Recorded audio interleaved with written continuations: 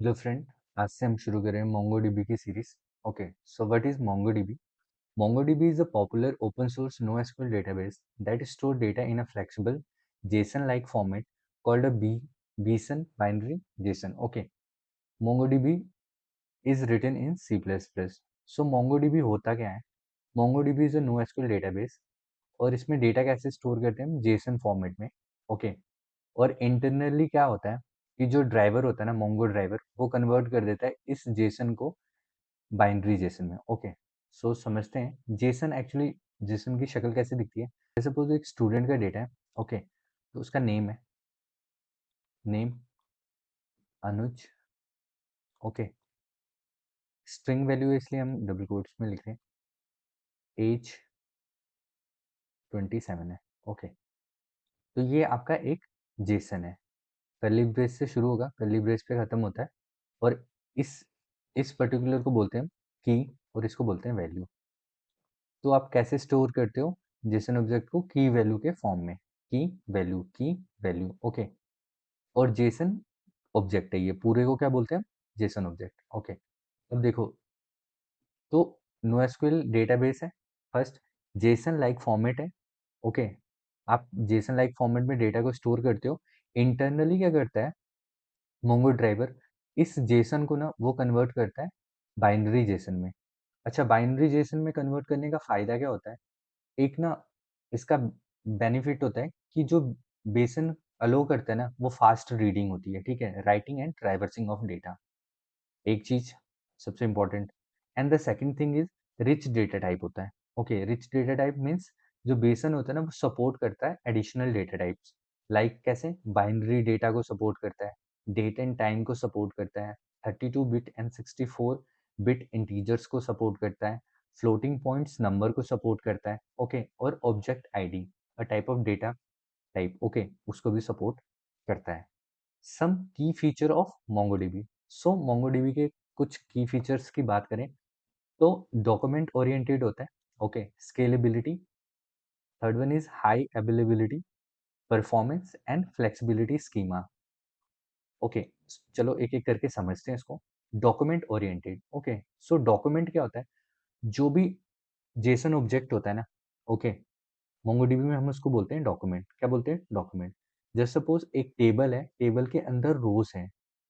Okay, सो रो को क्या क्या बोलते हैं आप यहाँ पे? इसको समझो रो, ये टेबल के अंदर की रो है, रो को हम बोलते हैं document. Okay, so MongoDB store data as a document. आप MongoDB में डेटा कैसे स्टोर कर सकते हो? डॉक्यूमेंट के फॉर्म में। और इंटरनली उसका जो MongoDB का ड्राइवर होगा, उस जेस क्या करेगा? उस जेसन को कन्वर्ट कर देगा बाइनरी जेसन में। This allow for flexibility in the data model. Okay, एक जेसन की शक्ल कैसी दिखती है? ऐसी। आईडी, आईडी क्या है यहाँ पे? आपकी की है, और ये पूरी क्या है? उसकी वैल्यू है। ओके, की वैल्यू। नेम क्या है? अनुज, सॉरी, नेम क्या है आपका? की, और अनुज क्या है? वैल्यू। एज क्या है? की, और 27 उसकी वैल्यू। ओके, कर्ली ब्रेसिस से ओपन, कर्ली ब्रेसिस से क्लोज। सो ये पूरा क्या है? एक जेसन ऑब्जेक्ट है। इस जेसन ऑब्जेक्ट को पूरे को क्या बोलते हैं? डॉक्यूमेंट। क्या बोलते हैं? डॉक्यूमेंट। ओके, नेक्स्ट है कि this structure is flexible, allowing different document in the same collection, okay, to have a different fields। अच्छा, इसको समझते हैं एक एग्जांपल से।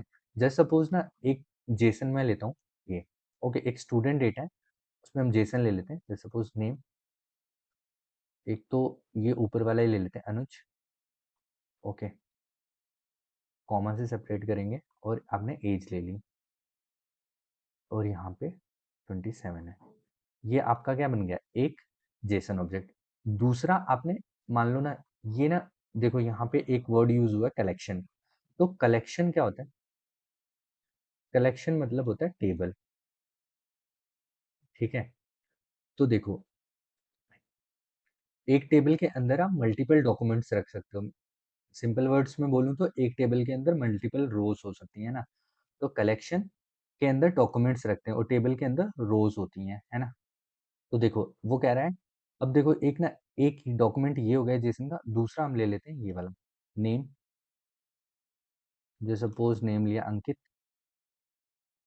ओके, और एज, एज ले ली आपने 25। ओके, इस इस जेसन के अंदर ना आप एक ईमेल की फील्ड भी ले रहे हो।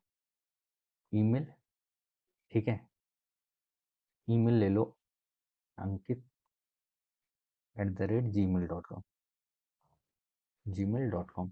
ओके, और ये अपना जेसन क्लोज हो गया। तो देखो आपने क्या करा, एक कलेक्शन के अंदर, सेम कलेक्शन के अंदर डिफरेंट डॉक्यूमेंट रख दिया है ना। ये कलेक्शन क्या है आपकी, ये कलेक्शन है आपकी स्टूडेंट की नाम की, ठीक है। एक स्टूडेंट कलेक्शन के अंदर आपने दो डिफरेंट डॉक्यूमेंट्स रखे हैं जिसके डिफरेंट फील्ड्स हैं, है ना। हम ऐसा भी कर सकते हैं। तो ये क्या करता है, स्कीमा फ्लेक्सिबल है। ओके, यहाँ पे कोई ज़रूरी नहीं है कि एक डॉक्यूमेंट के अंदर जितनी फील्ड्स हैं दूसरे के अंदर भी उतनी होंगी। ओके, इसको बोलते हैं स्कीमा फ्लेक्सिबल। ओके, नेक्स्ट वाला समझते हैं, स्केलेबिलिटी।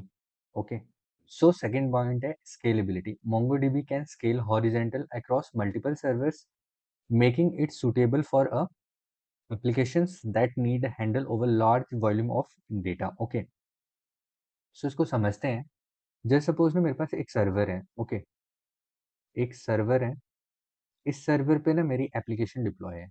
ओके, इस सर्वर पे मेरी एप्लीकेशन डिप्लॉय है। अब ना इस सर्वर की कुछ, सर्वर क्या होता है, एक तरह से लैपटॉप मान लो या एक मशीन मान लो। ओके, तो इसकी ना कुछ कॉन्फ़िगरेशन होंगी। तो मान लो कि 32 GB रैम है इसकी और 100 TB इसकी स्टोरेज है। ओके, अब देखो इसके बहुत सारे यूजर्स हैं, मान लो इस एप्लीकेशन के बहुत सारे यूजर्स हैं। ओके, तो ट्रैफिक है ना इस पे इतना ज़्यादा आ रहा है कि ओवर द टाइम ना मान लो ये 2 महीने में फुल्ली होगी, इसकी तो स्टोरेज क्या होगी, फुल होगी। तो हमने क्या करा, इसको ना बढ़ाया। हमने क्या करा ना, इसकी रैम को एक्सपेंड किया 64 GB तक, और इसकी जो स्टोरेज है ना उसको मान लो हमने कर दिया, 100 थी ना पहले, तो हमने 200 तक कर दिया एक्सपेंड। ओके, अब 200 TB होगी। ओके, तो मान लो ना कि 6 महीने में ट्रैफिक इतना आया कि ये स्टोरेज भी फुल होगी, ये स्टोरेज भी क्या होगी, फुल होगी। सो जो ये चीज़ हो रही है ना इसको बोलते हैं वर्टिकल स्केलिंग, इसको बोलते हैं वर्टिकल स्केलिंग। ओके, तो हमने देखा कि वर्टिकल स्केलिंग की ना कुछ लिमिटेशन होती है। ओके, ओवर द टाइम जैसे ट्रैफिक बढ़ा तो हम, अब इस सर्वर की क्या है, एक लिमिटेशन होगी, है ना। मतलब मान लो मेरा एक लैपटॉप है, उस लैपटॉप की मैं रैम को एक्सपेंड ही 64 GB तक करवा सकता हूँ, उससे ज़्यादा करवा ही नहीं सकता। तो वो उसकी लिमिटेशन होगी ना। तो इस तरह की स्केलिंग को हम बोलते हैं वर्टिकल स्केलिंग। ओके, सो मोंगोडीबी में ना हॉरिजॉन्टल स्केलिंग होती है। ओके, सो हॉरिजॉन्टल स्केलिंग को अचीव कर सकते हैं बाय शार्डिंग।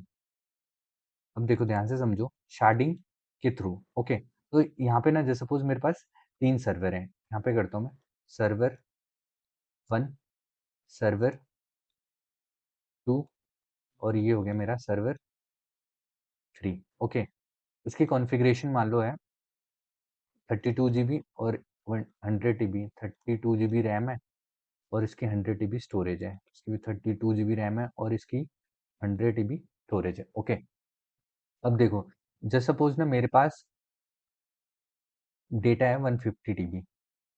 ओके, तो मैं क्या करूँगा, इस डेटा को ना डिस्ट्रीब्यूट करूँगा, ठीक है। 50, जैसे सपोज मैंने 50 इसको कर दिया, 50 इसको कर दिया, 50 इसको कर दिया। ओके, सो 50 TB डेटा इसके पास गया, 50 TB डेटा इसके पास गया और 50 TB डेटा इसके पास गया। ओके, सो मैंने क्या करा, शार्डिंग कर दी। इस ह्यूज अमाउंट ऑफ डेटा को, जो लार्ज अमाउंट ऑफ वॉल्यूम था ना डेटा का, उसको क्या करा मैंने, उसको मैंने मल्टीपल सर्वर पे हॉरिजॉन्टली, है ना, डिस्ट्रीब्यूट किया हुआ है। ओके, तो इस प्रोसेस को बोलते हैं शार्डिंग। ओके, अब देखो जस्ट सपोज एक राइट की कॉल आई, राइट की कॉल आई। अब देखो मोंगो के पास क्या होता है, एक मोंगो राउट होता है, एक मोंगो, मोंगो जिसको डिनोट करते हैं मोंगो एस से। ओके, तो ये क्या करेगा ना, ये राउट कर देगा वन ऑफ दी सर्विस, किसी पे राउट कर देगा इस मोंगो के राइट ऑपरेशन को। ओके, राइट मीन्स आप इंसर्ट करवाना चाहते हो कोई एक और वैल्यू। ओके, सो जब रीड की कॉल होगी तो उसको पता होगा कौन से सर्वर पे जाना है। ओके, सो आपने क्या करा हुआ है, ये 150 टीबी डेटा है ना, इसको आपने शार्ड 3 शार्ड्स में डिवाइड कर दिया। ओके, सो शार्डिंग को अचीव कैसे करते हैं, देखो shell help dot shard collection, और आप दोगे डेटाबेस का नाम माई कलेक्शन, और ये शार्डिंग की है। ओके, और किस बेसिस पे शार्डिंग की है, जस्ट सपोज मेरे पास ना एक, हम ये वाला जेसन ही ले लेते हैं, जस्ट सपोज नेम और ये।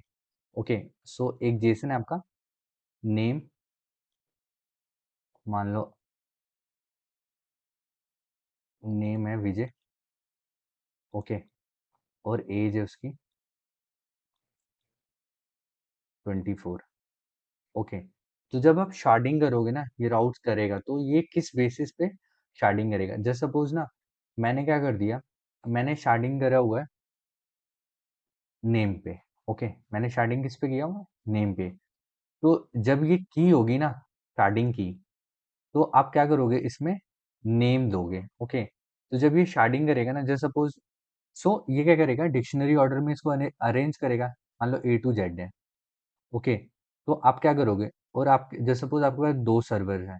ओके, 2 सर्वर पे आप शार्डिंग कर रहे हो, तो उस केस में आप क्या करोगे, सिंपली इसको डिवाइड कर दोगे 2 फॉर्म्स में, मतलब 26 होता है, तो 13 कैरेक्टर से जो नाम शुरू होंगे वो एक पे शार्ड होंगे। ठीक है, एग्जाम्पल के लिए बोल रहा हूँ, और जो उसके बाद 13 के बाद वाले होंगे वो दूसरे शार्ड पे जाएंगे। ओके, तो ऐसे आप डिस्ट्रीब्यूट कर पाओगे डेटा को मल्टीपल सर्वर के ऊपर। Okay, so this command allow MongoDB to distribute collection across different server, improve scalability and performance. So ऐसे हम scalability और performance को improve कर सकते हैं. Okay. So third है high availability. Okay. So MongoDB provide replica set, ensuring the data availability by maintaining copy of data across multiple server. Okay. So इसको समझते हैं.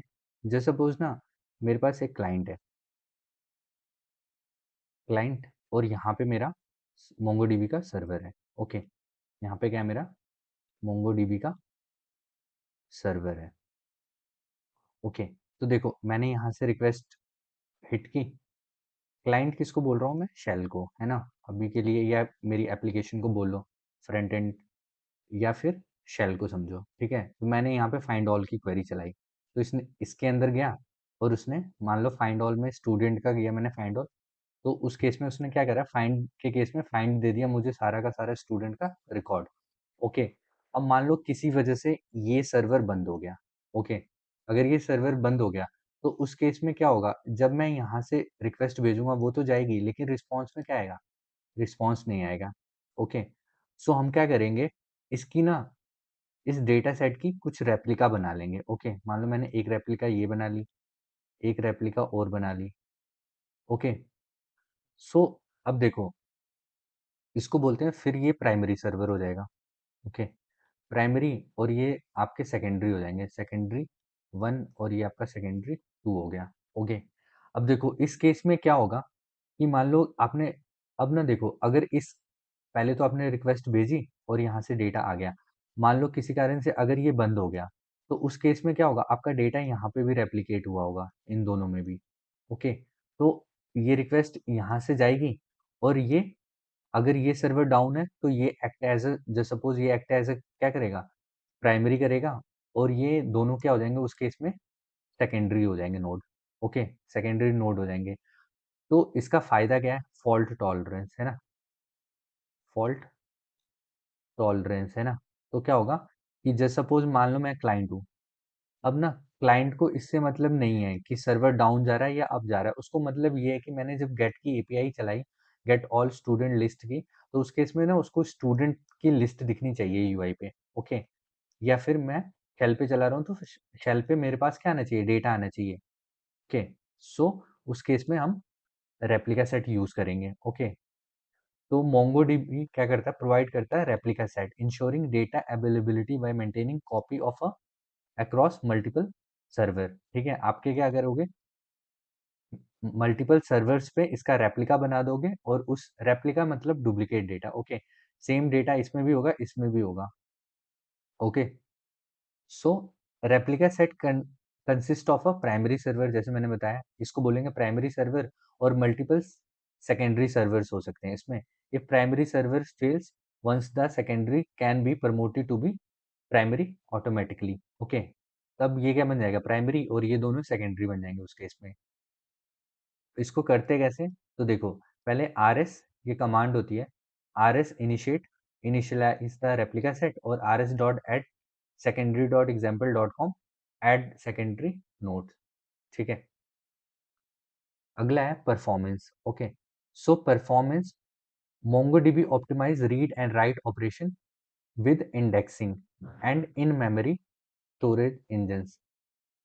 ठीक है, तो इसको इंडेक्सिंग के थ्रू कैसे कर सकते हैं।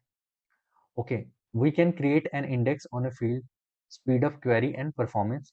ठीक है, दिस इंडेक्स, ये तरीका है करने का इंडेक्सिंग को, और this index speed up search for user by name. Okay, अब ना थोड़ा सा मैं समझा देता हूँ कि इंडेक्सिंग से कैसे सर्च फास्ट होगी इसमें। तो देखो, जस्ट सपोज ना, मेरे पास अभी के लिए हम ना कलेक्शन स्टूडेंट से डील कर रहे हैं। ओके, तो स्टूडेंट का कलेक्शन है, इसके अंदर ना मान लो 1000 डेटा है। ओके, स्टूडेंट के अंदर 1000 डेटा है, तो मैंने क्या करा, एक क्वेरी फाइंड की, db dot student, okay, dot find. तो ये क्या करेगा, मेरे मुझे ना सारे 1000 स्टूडेंट दे देगा। ओके, अब मैं क्या करता हूँ, अब मान लो 1000 में मुझे थोड़ा सा लगे कि फास्ट है, अगर यही रिकॉर्ड्स क्या है, 10 लाख हैं, तब तो ये बहुत टाइम लगेगा।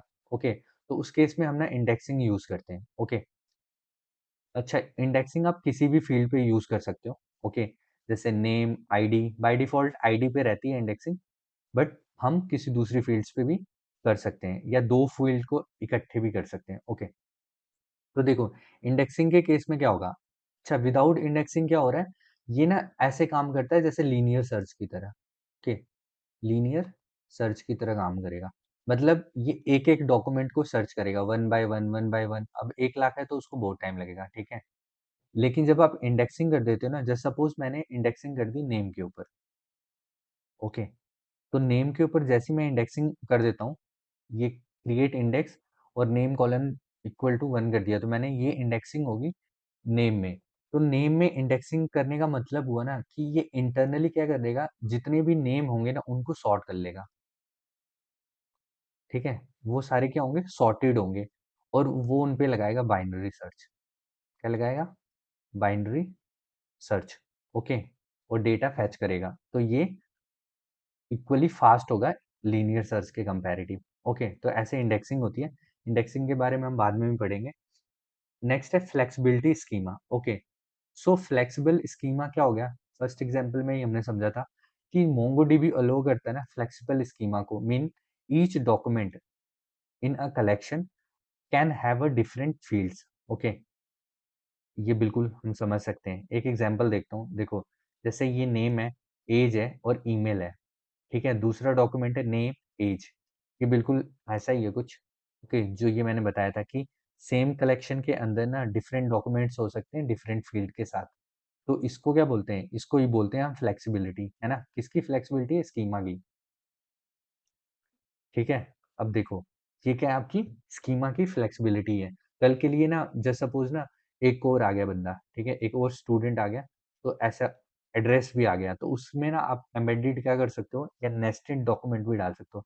एक करके बताता हूँ, जस्ट सपोज नेम आया, नेम आपकी की है, ठीक है, अजय आ गई। ओके, और एज आ गई उसकी, एज आ गई आपकी, मान लो 17 साल। ओके, और एक आपने ना एड्रेस डाल दिया। एड्रेस क्या होगा, एक तरह का ना जेसन ऑब्जेक्ट होगा, तो यहाँ पे कर्ली ब्रेसेस ओपन करोगे, और इसके अंदर क्या करोगे आप, यहाँ पे कॉलन होगा, यहाँ पे क्या करोगे आप, वापस से लिखोगे, नेस्टेड है। ओके, तो एड्रेस मान लो स्ट्रीट है इसकी, स्ट्रीट, ओके, मान low model town, model town, okay, और सिटी है इसकी, मान लो जम्मू। ओके, तो देखो, ये क्या है, स्कीमा है ना, फ्लेक्सिबल स्कीमा है ना, एक ही डॉक्यूमेंट, ये डॉक्यूमेंट 1 है, ये दूसरा डॉक्यूमेंट है, ये डॉक्यूमेंट 3 हो गया। मतलब एक ही कलेक्शन के अंदर, कलेक्शन मतलब टेबल के अंदर, एक ही टेबल के अंदर आपने देखा 3 डॉक्यूमेंट रखे हुए हैं, ठीक है? और तीनों डॉक्यूमेंट अलग-अलग टाइप के हैं, है ना? तो इस this flexibility allow easy update our application. Okay, अब देखो, सो कुछ ना कंपैरिजन देख लेते हैं हमारे रिलेशनल डेटाबेस मैनेजमेंट सिस्टम में और हमारे मोंगोडीबी डेटाबेस में। ओके, तो जो रिलेशनल डेटाबेस होता है ना, उसके अंदर ना डेटाबेस को बोलते हैं, यहाँ पे भी डेटाबेस ही बोलते हैं, ठीक है? यहाँ पे टेबल बोलते थे, यहाँ पे कलेक्शन बोलते हैं। यहाँ पे जो रोज होती थी ना उस टेबल की या टपल्स बोलते थे, यहाँ पे हम डॉक्यूमेंट बोलते हैं। ओके, यहाँ पे कॉलम बोलते थे, यहाँ पे हम फील्ड बोलते हैं। तो ये सारी क्या है आपकी फील्ड है, नेम, एज, एड्रेस। ओके, देखो ये आप यहाँ पे टेबल जॉइंस होते हैं, है ना? जैसे इनर जॉइन, आउटर जॉइन, ठीक है? उसी तरह से यहाँ पे टेबल, यहाँ पे सॉरी, यहाँ पे कलेक्शन में क्या होता है, एम्बेडेड डॉक्यूमेंट्स होते हैं। जो ये वाला है ना एम्बेडेड, अगर मैं बताऊं, देखो नेस्टेड बोल सकते हो आप, डॉक्यूमेंट के अंदर एक और डॉक्यूमेंट रखा है, इसको अमेंड किया होगा आपने, है ना? तो ये चीज होती है इसके अंदर। यहाँ पे प्राइमरी की होती है, ठीक है? यहाँ पे प्राइमरी की होती है डिफॉल्ट अंडरस्कोर आईडी। किससे होती है वो? अंडरस्कोर आईडी से। और ये मोंगो खुद ही देता है, ठीक है? मतलब खुद ही क्रिएट करेगा। ये जब हम प्रैक्टिकल करेंगे ना आने वाली वीडियोस में, तो फिर ये भी समझ आ जाएगा अच्छे से, ठीक है? अब देखो डेटाबेस क्या होता है। Database is a physical container for collections.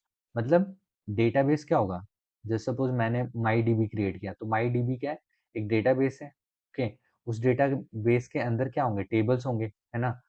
तो वही लिखा है कि database is a physical container for collections. A single MongoDB server, जो मोंगोडीबी का सर्वर होगा ना, उसके ऊपर बहुत सारे डेटाबेस हो सकते हैं। सो कलेक्शन, कलेक्शन क्या होता है? Collection is a group of MongoDB documents. Collection do not enforce a schema, ठीक है? तो देखो, सबसे पहले कलेक्शन क्या होता है? ग्रुप ऑफ मोंगोडीबी डॉक्यूमेंट्स होता है। यस, होता है। ये देखो, डॉक्यूमेंट 1, 2 एंड 3, ये डॉक्यूमेंट्स का ग्रुप है एक कलेक्शन के अंडर। इसको बोलेंगे क्या हम? मान लो ये कलेक्शन है स्टूडेंट का। ओके, और कह रहा है collection do not enforce A schema. बिल्कुल, हमने देखा इन तीनों डॉक्यूमेंट्स में। देखो इसमें 3 फील्ड्स हैं, इसमें 2 ही फील्ड हैं। इसमें तो जेसन के अंदर एक और जेसन भी है, मतलब डॉक्यूमेंट के अंदर एक और डॉक्यूमेंट भी रख दिया आपने, है ना? तो स्कीमा तो फिक्स नहीं है। अच्छा, तो डॉक्यूमेंट क्या होता है? देखो, डॉक्यूमेंट होता है जो हमारा, okay, a document is a set of की वैल्यू पेयर। ये पहले ही बताया है ना? मान लो एक एग्जांपल के लिए समझते हैं, जो फर्स्ट एग्जांपल थी, ठीक है? कर्ली ब्रेसेस से ओपन, नेम अनुज और एज है 27। ओके, तो देखो ये क्या है हमारा की, और ये क्या है? वैल्यू। ओके, सो एक डॉक्यूमेंट होता क्या है? सेट ऑफ की वैल्यू पेयर्स ही होता है। हाँ जी, बिल्कुल होता है। डॉक्यूमेंट हैविंग डायनेमिक स्कीमा, बिल्कुल, है ना?